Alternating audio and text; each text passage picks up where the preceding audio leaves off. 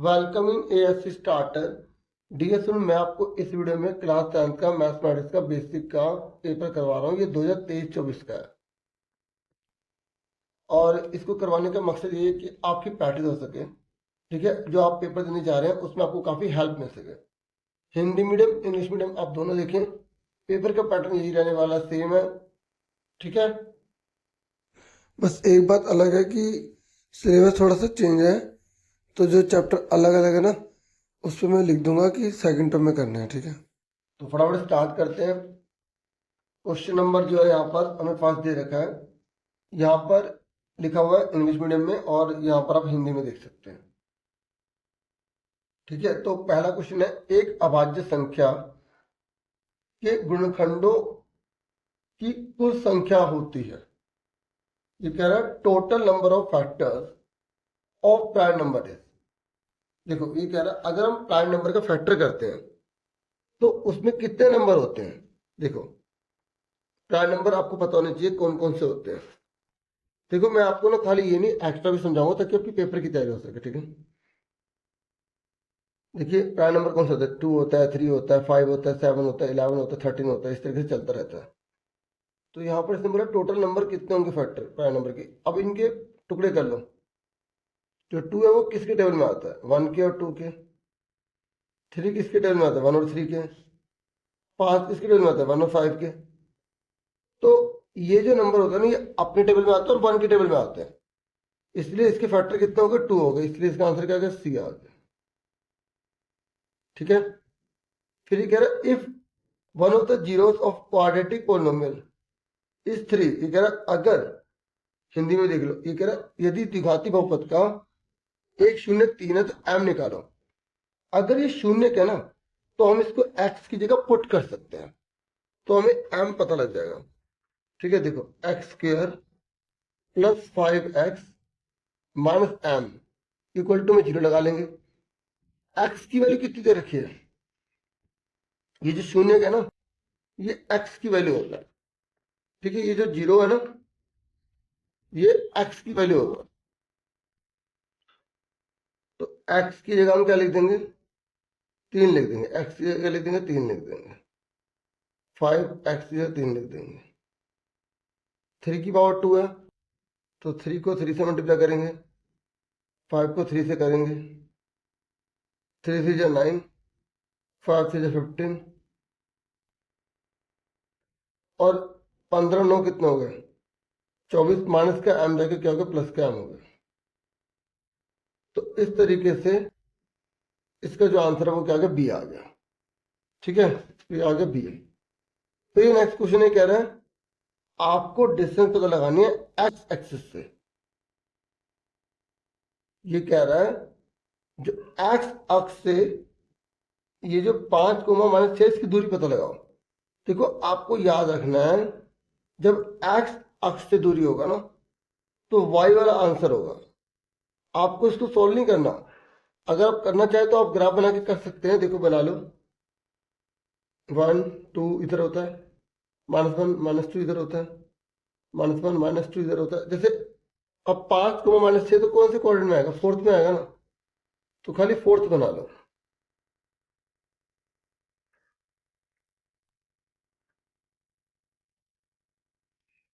तो देखो x का 5 है, y का -6 है। x का 5, y का -6, तो दोनों कहाँ मिल रहे हैं, यहां मिल रहे हैं। तो इसने पूछा है कि ये वाला जो पॉइंट है वो x से कितनी दूरी पर है। तो ये जो है पॉइंट x से कितनी दूरी पर है, तो 1 2 3 4 5 6। तो आपको याद रखना, जब x से दूरी बोलेगा तो y आंसर होगा, y x से दूरी बोलेगा तो x आंसर होगा, लेकिन माइनस का कभी नहीं होता, इसलिए यहाँ पे 6 आंसर आ जाएगा। समझ में आ गई। फिर उसके बाद नेक्स्ट क्वेश्चन है, ये कह रहा है हमें ये सिमिलर दे रखे हैं। तो कह रहा है अगर बी 53 है, एफ 76 है, तो ए कितने का होगा। आप एक ट्रायंगल बना लो, बना लिया। अब बी 53 है, यहाँ नाम लिख लो A B C D E F. तो बी कितने हैं, 53, एफ कितना 76। ठीक है, अब देखो ये a जो है वो d के बराबर है ना, ये जो a है वो d के बराबर है, जो b है वो e के बराबर है। b किसके बराबर? e के, तो b 53 है, तो ये भी 53 हुआ। और c f के बराबर है, सिमिलर में बराबर होते हैं ये, तो ये f 76 का, तो ये भी कितने का? वो 76 का। तो एक ट्राइंगल का टोटल कितना होता है? 180 होता है ना। देखो ध्यान समझो, पहले वाला पहले के बराबर होगा, दूसरे वाला दूसरे का, तीसरे वाला तीसरे का।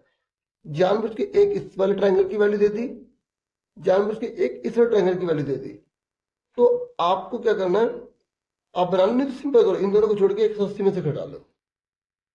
तो 180 में से घटा दो, दोनों को जोड़ दो, 6 3 9, 7 5 12, 10 में से 9 गया 1, 5 में 2 गए 5, 51, तो 51 आंसर आ गया। ठीक है, हमारा आंसर क्या है? 51 आ गया। फिर नेक्स्ट कह रहे हैं यदि किसी आंकड़े का माध्यक और बहुलक इतना दे रखा तो माध्यक कितना होगा। इंग्लिश में कह रहा है अगर हमें मीडियन और मोड दे दें तो हमें मीन निकालना है। देखो इसका एक फॉर्मूला होता है, ये आपको पता होना चाहिए। Mode is equal to 3 median minus 2 mean. Mode कितना है?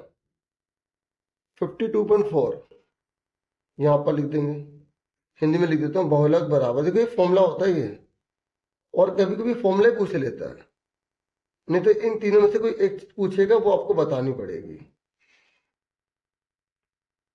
तो 3 मीडियन कितना दे रखा है? मीडियन है डियर 52, और मीन कितना दे रखा है? मीन हमें पता नहीं है, 2, मीन का मीन लिख दिया। फिर 52.4, इसको मल्टीप्लाई करो, 2 3 जा 6 और 3 5 जा 15। ठीक है, देखो हिंदी में लिखो, इंग्लिश में लिखो, बात आपको समझ में आ जानी चाहिए बस। अभी माइनस वाला इधर जाके क्या हो जाएगा? प्लस का हो जाएगा, और ये प्लस वाला जाके क्या हो जाएगा? माइनस का हो जाएगा। अब घटा दो, पॉइंट लगा के, देखो घटाना सबको आता ना, इस तरीके से पॉइंट के नीचे पॉइंट लगा दो। 10 में 4 के 6, 5 में 2 के 3, और 5 में इस तरीके से 103.6। ठीक है, अब क्या करेंगे, ये मल्टीप्लाई वाला 2 जाके डिवाइड हो जाएगा। अब इसको डिवाइड कर दो, 2 5 जा 10, 2 1 जा 2। वीडियो को ये फायदा है कि पीछे करके दोबारा देख सकते हो, पॉइंट वाला उतारेंगे तो पॉइंट लगाना पड़ेगा। 2 8 जा 16, तो 51.8 हमारा आंसर है, ये रहा बी। ठीक है, ये हमारा आंसर क्या है? बी आ गया।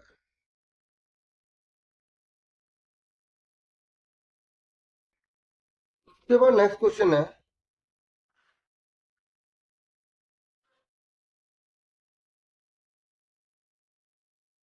ये कह रहा है अगर साइन थीटा 4/5 है तो कोट थीटा कितने का होगा। ये कह रहा है अगर साइन थीटा 4/5 है, देखिए वीडियो बना रहा था, अचानक रुक गई थी, मुझे पता नहीं चला, मैं करता चला गया। ठीक है, तो मैं आपको समझा देता हूँ। ठीक है, मैंने ये भी कर दिया था, तो शुक्र है मैंने देख लिया, नहीं तो और ज़रा टाइम वेस्ट हो जाता। अब देखो मैं समझा देता हूँ। क्वेश्चन नंबर जो है हमारा, ये फिक्स क्वेश्चन है। ठीक है, तो यहां पर बोला है कि साइन थीटा की वैल्यू 4/5 है। ओके, तो हमसे बोला कि कोट थीटा कितना होगा। तो आपको सबसे पहले फॉर्मूला याद होना चाहिए, बोला पंडित बद्री प्रसाद हर हर भोले। तो साइन थीटा का हम लोग का था P/H, कोस थीटा का B/H। अब देखो कई बच्चे हिंदी मीडियम होते हैं तो ऐसे रखते हैं, लाल कक्का, ल आ ल क आ। तो मैं तो ये कहूंगा इंग्लिश में याद रखो P/H। तो हमें साइन थीटा का फॉर्मूला क्या हो गया? P/H, हमने यहां लिख लिया P और ये H। ठीक है, फिर हमने ये ट्रायंगल बना लिया। अब देखो हमने यहाँ थीटा लिख लिया, थीटा मतलब क्या होता है? एंगल। आप इसको भी एंगल मान सकते हो, इसको नहीं मान सकते, क्योंकि 90 डिग्री का होता है, 90 डिग्री को थीटा नहीं लेते। ठीक है, तो ये थीटा, तो इसके सामने वाले को बोलते हैं पी। और थीटा की लाइन वाले को बोलते हैं बी। तो ये 4 है, ये 5 है, तो ये निकालना है। और जब भी 90 डिग्री होता है तो हम पाथागोरस प्रॉपर्टी लगा देते हैं। ये सर्कल नहीं लगा रहा, मैं तो समझा रहा हूँ। तो पाथागोरस प्रॉपर्टी क्या होती है? एच का स्क्वायर, बी का स्क्वायर और पी का स्क्वायर, कर्ण का, आधार का और लंब का स्क्वायर। अब एच कितना दे रखा है? एच दे रखा है हमें 5, 5 का स्क्वायर अगर, और ये हमें कितना दे रखा है? हमें निकालना है, अभी से हटा दो, हमें निकालना है। और पी कितना दे रखा है हमें? 4। 5 का स्क्वायर 25 होगा, 5 दूनी 10 मत कर देना। ऐसे 4 का स्क्वायर 16 होगा, क्योंकि 4 को 4 से मल्टीप्लाई करेंगे। फिर 25 प्लस का 16 माइनस का हो गया, 25 में 16 का 9, और 9 का रूट होता है 3। तो अब लिख दो ये 3 आ गया। आप इससे पूछो क्या पूछना है, जो मर्जी पूछ ले, मतलब जो मर्जी, मतलब इसमें से sine cos tan cosec sec और कोट में। तो इसने पूछा क्या? कोट थीटा पूछा है, ठीक है। तो कोट थीटा पूछा है ना, तो कोट थीटा का फॉर्मूला क्या होता है? यहां से पता लगा लो। कोट थीटा का फॉर्मूला होता है बी अपॉन में पी, क्योंकि देखो नीचे लिखा ना, तो बी अपॉन में पी लिख दिया। तो बी कितना है? थीटा वाली लाइन को बोलते हैं 3, और पी कितना है? ये रहा 4। तो ये आंसर है, ठीक है। अब उसके बाद नेक्स्ट क्वेश्चन था, ये आपने हिंदी में देख लिया होगा। अब नेक्स्ट क्वेश्चन कह रहा है कि यदि रैखिक समीकरणों का एक युग्म संगत है तो उनके द्वारा जो रेखाएं बनेगी वो क्या होंगी? तो देखो आपको ये पता होना चाहिए। इसने बोला है, इंग्लिश में देख लो, ये कंसिस्टेंट बोल रहा है, और ये कह रहा है जो लाइन बनेगी वो इनमें से कौन सी होगी। देखो जब इसने कंसिस्टेंट बोला ना, तो कंसिस्टेंट का मतलब होता है जिसके सॉल्यूशन होते हैं। तो देखो 3 प्रकार की फिगर बनती है, या तो लाइन काटेगी, या वो पैरेलल होगी, या एक के ऊपर एक चढ़ जाएगी। मतलब एक लाइन दूसरी लाइन के ऊपर आ जाएगी। जब लाइन एक दूसरे को काटती है ना, तो इसे बोलते हैं इंटरसेक्टिंग। क्या बोलते हैं? इंटरसेक्टिंग, ठीक है। और जब पॉइंट निकलता है जहां टच करते हैं, तो उसके से उसे कंसिस्टेंट बोलते हैं, संगत बोलते हैं। तो इसने ये बोला ना संगत कौन कौन से हैं। तो देखो संगत, जब किसी के साथ रहोगे तो ये किसी के साथ रह रहा है, संगत में है। और ये सारे मिलजुल के रह रहे हैं, तो ये भी संगत में है। तो इसे भी कंसिस्टेंट बोलेंगे, संगत बोलेंगे, ठीक है। ये भी संगत है, ये भी संगत है। इसके सॉल्यूशन 1 है, इसके सॉल्यूशन में नहीं है। और क्योंकि ये पैरेलल एक दूसरे को काटती नहीं है, ठीक है, इतना डार्क नहीं करना, इसका समझाने के लिए बताया, काटती नहीं है, तो ये असंगत है, संगति में नहीं रहना चाहती। इनकंसिस्टेंट पैरेलल होगा। तो कंसिस्टेंट में जब हम दो इक्वेशन लेते हैं ना, जैसे a1x b1y प्लस सी, a2x b2y प्लस सी, ये 1 हो गया, 2 हो गया, इक्वल टू 0। तो इनके कोफिशिएंट की जो रेशियो होती है वो बराबर नहीं होती इसमें, इंटरसेक्टिंग में।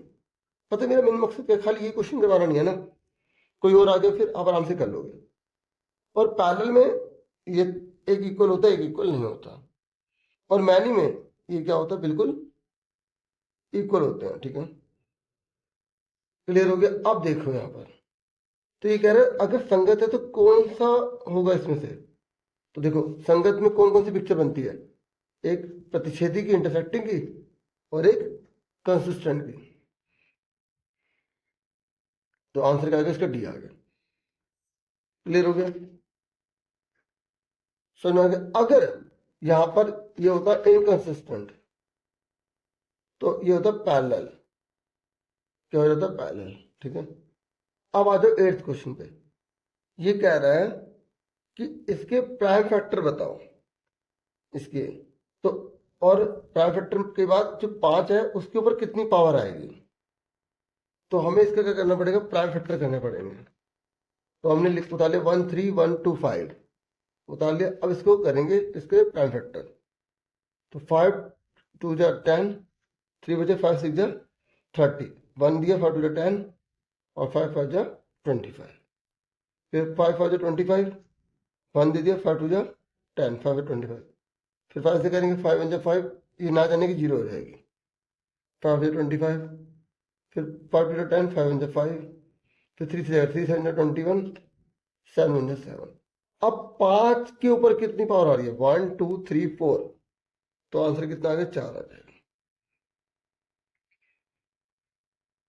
ठीक है। तो इसका आंसर क्या है? बी, ठीक है। आंसर क्या है इसका? बी। अब इसके बाद इसने बोला है कि अगर 1.5 मीटर टोल कोई ऑब्जर्वर है वो 20.5 मीटर अवे है, ठीक है, जो from a tower 22 metre high, जो 22 मीटर हाई है। तो आपको एंगल निकालना है, एंगल कितने का आएगा आप हिंदी में पढ़ सकते हैं,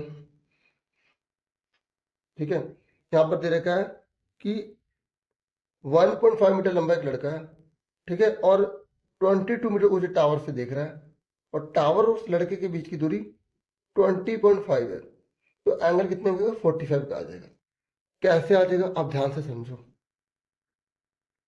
देखो, जो लड़का है ना उसकी हाइट 1.5 है, और जो ये टावर ना इस पूरे की हाइट जो है वो 22 है, और यहाँ की जो दूरी है ना दोनों के बीच की वो 20.5 है। तो ये कह रहा है इसकी आंख से जो एंगल बन रहा है वो पता लगाओ। तो जहां से एंगल लेते हैं ना वहीं से हमें ये लाइन लेनी पड़ती है, वहीं से ये लाइन लेनी पड़ती है, ये छोड़नी पड़ती है। तो पूरी 22 है, तो ये कितने की हुई, तो 22 में से 1.5 घटा दो, तो यहाँ पे हमारे पास कितना बचेगा 20.5। तो यह कितना है 20.5। अब ये ए है, ये बी है, ये सी, अगर ये 20.5 है तो ये भी 20.5 होगी। अब हमें थीटा निकालना है। तो आप बताओ थीटे वाले लाइन को क्या बोलते हैं, बेस, और थीटे के सामने वाले को बोलते हैं पी। तो पी और बी में कौन सा फॉर्मूला लगता है, अभी मैंने आपको सिखाया था कि कौन सा फॉर्मूला लगाया जाता है, बताया था ना ये। तो बताओ पी और बी में कौन सा फॉर्मूला लगेगा, ये वाला या ये वाला, ये लगेगा tan थीटा का, ठीक है। तो tan theta equal to P अपन में पी लिख दिया। तो tan थीटा पी कितना है, पी 20.5, और बी कितना है 20.5। tan थीटा 20.5 को काट दिया, 1 आ गया। अब 1 की वैल्यू tan थीटा में कितनी है, tan 45। तो tan से tan कट गया, थीटा कितना आ गया 44 डिग्री आ गया। आगे समझ में, इस तरीके से कोई क्वेश्चन करना होगा आपको, ठीक है। देखो कुछ क्वेश्चन थोड़े कॉम्प्लिकेटेड आएंगे तभी आप अच्छा स्कोर कर पाओगे अगर उससे अच्छे से कर पाते हो। अगर यदि किसी वृत्त की परिधि दुगनी कर दी जाए तो वृत्त का क्षेत्रफल कितना हो जाएगा, ठीक है। इंग्लिश में देख लो, ये कह रहा है कि अगर सरकमफ्रेंस डबल हो जाए तो एरिया पर क्या इफेक्ट पड़ेगा। देखो अगर ऐसा कोई क्वेश्चन आता है तो आप मान लो सरकमफ्रेंस पहले 100 थी, ठीक है, सरकमफ्रेंस 100 थी, तो सरकमफ्रेंस से रेडियस कैसे निकालेंगे, 2πr इज इक्वल टू 100। क्योंकि जब हमें आंसर दिया होता तो हम फॉर्मूला इधर लिखते हैं। तो r कितने का आ गया 100 अपॉन में 2π, यानी कि दो से काटो 50 बटे में पाई आ गया। पाई को मत खोलना, ऐसे केस में पाई को खोलोगे तो फिर नहीं कर पाओगे। तो अगर सरकमफ्रेंस 100 है तो रेडियस कितना आ गया 50/पाई। तो इससे एरिया कितना निकलेगा, एरिया का फॉर्मूला क्या होता है पाई आर स्क्वायर, यानी कि पाई मल्टीप्लाई में आर कितना है, 2 बार लिख लेंगे, 50/पाई 50/पाई, ठीक है। तो ये इससे कट गया, तो कितना होगा 2500 अपॉन में पाई। मतलब अगर सरकमफ्रेंस 100 है तो एरिया इतना निकलेगा। अब इसने बोला क्या, इसने बोला है कि सरकमफ्रेंस डबल हो गई, यानी कि 100 से क्या हो गया 200 हो गया। तो फॉर्मूला वही रहेगा, आर निकालिए 1 मान लो आर को, यहाँ पे 2 मान लो, तो 200 बटे में 2π, तो 2 से कट गया तो 100 बटे में पाई आ गया। तो आपने देखा कि जब सरकमफ्रेंस डबल हो रही है तो रेडियस भी डबल हो रही है। अगर ये पूछता कि अगर सरकमफ्रेंस डबल हो रही है तो रेडियस क्या होगी, वो भी डबल हो जाएगी, क्योंकि 50 का 100 आ गया। लेकिन इसने एरिया पूछा, तो एरिया कितना डबल होगा, या डबल होगा या 4 गुना होगा, कितना होगा, तो ये फॉर्मूला लगाएंगे। तो पाई आर की वैल्यू कितनी है 100 अपॉन में पाई, 100 अपॉन में पाई। तो यहाँ पे पाई से पाई कट गया, 100 को इससे मल्टीप्लाई करा कितना आ गया 10,000 अपॉन में पाई। अब आप बताओ ये और ये 25 का कितना गुना करें कि वो 10,000 आ जाए। तो 25 से कम 25, 25 गुना 50, 25 से 75, 25 को 100, क्योंकि देखो यहाँ स्क्वायर लगा है ना, तो इसलिए वो सीधा 4 गुना हो जाएगा। तो आंसर क्या आएगा इसका? 4 गुना। मैंने बहुत ही आराम से समझाया, ठीक है। आपको इसको डिवाइड करना है, अगर पता लगाना ना कितना गुना होगा तो ऐसे करना है। तो ये पाई से ये पाई कट जाएगा, तो बचेगा 10,000 बटे में 2500, 25 चौका 10,000, ठीक है। अब उसके बाद नेक्स्ट है क्वेश्चन नंबर, यहाँ देखते हैं हम। क्वेश्चन नंबर यहाँ पे है 11 हमारे सामने। ये कह रहे अगर 5 नंबर का मीन 15 है, ठीक है, if we include one more number, अगर हम एक नंबर को और ले लेते हैं, the mean of 6 number become 17। देखो 5 नंबर का 15 है, 6 नंबर का 17 है, तो कह रहे उस नंबर को बताओ जो हमने जोड़ा होगा। तो ऐसा कोई भी क्वेश्चन आ जाए, 5 को इससे मल्टीप्लाई करो, हिंदी में पढ़ सकते हो आप, समझाया मैंने हिंदी में ही है, ठीक है। ये ठीक है, 5 संख्या को माध्य 15, और अगर एक संख्या जोड़ी तो 6 का इतना हो जाता है। तो छठा नंबर कौन सा? सिंपल तरीका करना, इसको इससे मल्टीप्लाई करो और 6 को इससे मल्टीप्लाई करो। 15 पंजे 75 और 7 6 के 102। अब घटा दो, 12 में से 5 के 7, 9 में 7 के 2, 27 नंबर आ गया, ठीक है। उसके बाद नेक्स्ट क्वेश्चन है, ये कह रहा है कौन सा परिभाषित नहीं है। तो आपको इसके लिए सारी वैल्यू याद होनी चाहिए, ठीक है, वैल्यू याद होनी चाहिए। तो ऐसे 0 डिग्री, 30, 45, 60, 90, ये सारी वैल्यू याद होनी चाहिए। तो कोसेक 0 डिग्री की वैल्यू कितनी होती है? देखो साइन 0 डिग्री होता है, उसकी 1 होती है, तो साइन का उल्टा, तो ये कोसेक 0 डिग्री, कोट 90 की जो वैल्यू होती है वो निकलती है साइन अपन में कोस अपन में साइन से, ठीक है। तो कोस 90 होता है 0, तो 0 अपन में 1, तो 0 आएगा। तो इसलिए इसका आंसर मैं सीधा बता दो, कोसेक 0 डिग्री आएगा। आप जो है वैल्यू सारी याद कर लेना, तभी आप अच्छे से कर पाओगे। जैसे यहाँ tan 0 लिखा है, तो साइन अपन में कोस होता है 0 0 होता है, सेक सेक लिखा तो 1 अपन में कोस 0 होता है, तो 1 अपन में कोस 0 डिग्री की वैल्यू 1 होती है। इसका आंसर ए है, ठीक है। आपको वैल्यू याद रखनी पड़ेगी। जब 1 अपन में 0 आ जाता है ना, तो उसे हम बोलते हैं नॉट डिफाइंड, या इन्फिनिटी बोल दो, तो वही है। तो एक आंसर कितना है? कोसेक 0 डिग्री, ठीक है। फिर नेक्स्ट क्वेश्चन है, ये कह रहा है एबीसी बना लो बना लिया। ये कह रहा है ए बी सी, ये कह रहा है पी एफ पैरेलल है बीसी के, ये बीसी है, तो अगर इसकी पैरेलल तो ऐसे लाइन डलेगी। ये कह रहा है एपी 4 है, पीबी 12 है, एसी पूरा 14.4 है, तो आपको सीएफ निकालना है। तो मैं आपको बता दूं कि ये ना बीपीटी थ्योरम लगी है, यहाँ पे हमें एबीसी दे रखा है और यहाँ पे हमें पीएफ दे रखा है, और इसने बोला है कि पीबी 12 है, ये 12 है, और यहाँ पे एपी जो है 4 है, ठीक है। तो इसने बोला है एसी 14.4 है। जब यहाँ पर टोटल ले रहा है, तो यहाँ पर भी हम टोटल ही लेंगे, 12 4 16, ठीक है। अब हमें निकालना क्या है? हमें निकालना सीएफ, हमें ये निकालना है। तो फॉर्मूला आपको खुद बनाना आना चाहिए, बीपीटी थ्योरम आपने पढ़ी होगी कि साइड जो होती है प्रोपोर्शनल होते हैं, इधर का जितना हिस्सा होगा उधर का उतना हिस्सा लेना है। तो हम लेंगे ए बी बटे में, हमें इधर क्या निकालना है? सीएफ। तो अगर सीएफ निकालना तो बटे में हम बीपी ले लेंगे। आपको सर हमने ऐसा तो करा नहीं, हम तो हमेशा ये और ये लेते थे, तो वही तो करो, कंसेप्ट समझो। इधर का जो हिस्सा लेते हैं उधर का भी वही हिस्सा लेंगे। जैसे इधर हमने ए बी पूरा लिया, क्योंकि यहाँ टोटल दे रखा था, तो हमने इसको भी टोटल बना लिया, तो ए सी। और नीचे हमने क्या लिया? पीबी। क्यों लिया? क्योंकि हमें ए सी एफ निकालना था। तो इधर जो टुकड़ा लोगे उधर भी वही टुकड़ा लेना पड़ता है। तो ए बी कितना है? 16, और ये 12, और ये कितना है? 14.4। इसको हम एक्स मान लेते हैं थोड़ी देर के लिए। तो 4 3 12, 4 4 16। अब देखो 4 बटे 3, 14.4 अपन में एक्स, क्रॉस मल्टीप्लाई कर दो, 4x 14.4 मल्टीप्लाई 3, 14.4 मल्टीप्लाई 3 अपॉन में 4 चला गया, डिवाइड बाय मल्टीप्लाई हो जाता है। और मल्टीपल करो डिवाइड हो जाता है। इसे काटो 4 3 12 4 3 12, पॉइंट के बाहर चला जाएगा इधर 2, तो यहाँ पॉइंट लगाना पड़ेगा, तो यहाँ होगा 24, 4 6 24 आ गया। तो 3.6 मल्टीप्लाई में 3, तो कितना होगा 3 6 18, 3 9 और 1 10, पॉइंट एक के बाद लगा दिया। आंसर कितना आ गया हमारा 10.8 आ गया।